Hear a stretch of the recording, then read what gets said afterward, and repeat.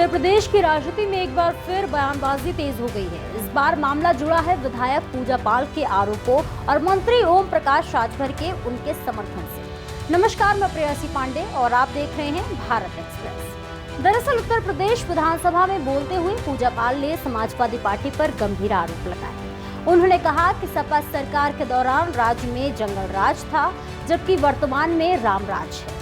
उनके इस बयान ने सियासी माहौल को और गर्म कर दिया है। और मैं बताना चाहती हूँ कि जिस समय ये बिल ऐसे लग रहा था, अधिनियम, ये नारी शक्ति वंदन अधिनियम जब ये हो रहा था कि पास हो जाएगा, तो जो महिलाएं किचन में काम करती हैं, जो महिलाएं कामकाजी महिलाएं हैं, जो राजनीतिक से दूर दूर तक कोई वास्ता नहीं है, माननीय अध्यक्ष जी, उस दिन मैं देख रही थी वो टीवी में टकटकी लगाए हुए वो संसद की तरफ देख रही थी कि 40 वर्षों से जो ये पेंडिंग बिल पड़ा हुआ है, ये आज माननीय प्रधानमंत्री मोदी जी लागू करवा के रहेंगे। मगर हम महिलाओं का ये दुर्भाग्य है कि आज से 40 साल पहले भी जो बैठे हुए थे, उन्होंने पहले भी ये बिल को पास नहीं करने दिया, और बीच में जब ये बात उठी तब भी ये अधिनियम नहीं लागू होने दिया। और वर्तमान की स्थिति में जब माननीय प्रधानमंत्री मोदी जी के नेतृत्व में जब ये प्रस्ताव रखा गया, तब भी हमारी महिलाओं के सम्मान को ठेस पहुंचाया गया। वहीं अब इस पूरे मामले में ओम प्रकाश राजभर खुलकर पूजा पाल के समर्थन में सामने आए हैं।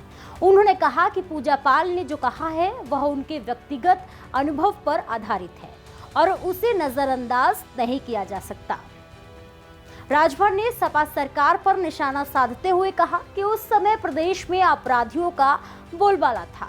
उन्होंने उदाहरण देते हुए कहा कि बाहुबली नेता अतीक अहमद ने राजू पाल की हत्या की थी, जिसके बाद पूजा पाल न्याय के लिए लंबे समय तक भटकती रही। राजभर के मुताबिक पूजा पाल को उस समय न्याय नहीं मिल सका, लेकिन जब उत्तर प्रदेश में बीजेपी की सरकार आई और मुख्यमंत्री योगी आदित्यनाथ ने कार्यभार संभाला, तब जाकर उन्हें न्याय मिला। उन्होंने ये भी कहा कि पूजा पाल पहले समाजवादी पार्टी में रह चुकी हैं और पार्टी की कार्यशैली को अच्छी तरह समझती हैं और जानती हैं, और ऐसे में उनके बयान काफी मायने रखते हैं। राजभर ने सपा पर सीधा आरोप लगाते हुए कहा कि उस समय सरकार गुंडों और माफियाओं के प्रभाव में काम करती थी। उन्होंने दावा किया कि अब कानून व्यवस्था में सुधार हुआ है और अपराधियों पर सख्त कार्रवाई हो रही है। इसी दौरान राजभर ने पश्चिम बंगाल की राजनीति पर भी अपनी प्रतिक्रिया दी। उन्होंने वहां हो रहे चुनावी विवाद और कोलकाता में स्ट्रांग रूम के बाहर भाजपा और टीएमसी कार्यकर्ताओं के बीच हुई झड़प पर भी बयान दिया।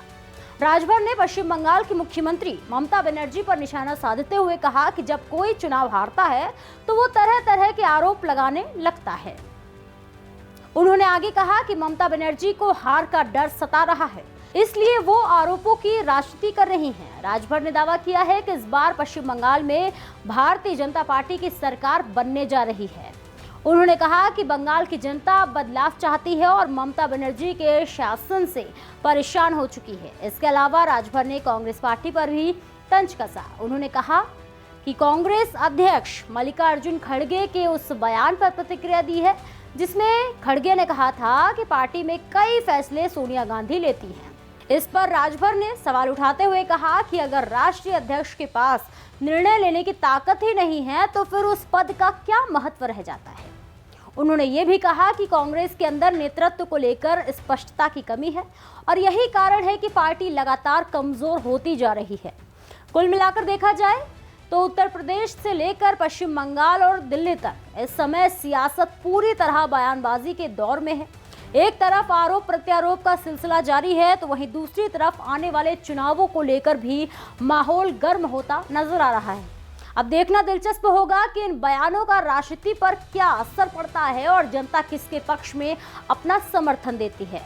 इस खबर को लेकर आपकी क्या राय है, हमें कमेंट सेक्शन में जरूर शेयर करें, और ऐसे ही और भी तमाम खबरों को देखने के लिए देखते रहिए भारत एक्सप्रेस।